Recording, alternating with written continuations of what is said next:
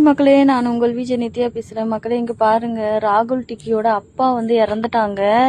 அவங்க வேலை செய்கிற இடத்துல வந்து ஹார்ட் அட்டாக் வந்து இறந்துட்டு இருக்காங்க மக்களே. இது ரொம்ப இப்போதான் ராகுல் இறந்து ஒரு வருஷத்துக்கிட்ட ஆகுது. ஒரு வருஷமும் ஒரு 3-4 மாதமும் ஆகுது.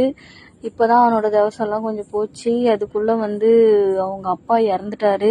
இந்த நியூஸ் வந்து ரொம்ப மனசு சங்கடமாக இருக்குது. அவங்க வீட்டில் இருக்கிறதே வந்து 3 பேர் தான் இருந்ததே. அதில் வந்து ராகுல் இறந்துட்டா. இப்போ அவங்க அப்பா இருந்தால் அந்த அம்மாவோட நிலைமை என்னன்னு தெரியல.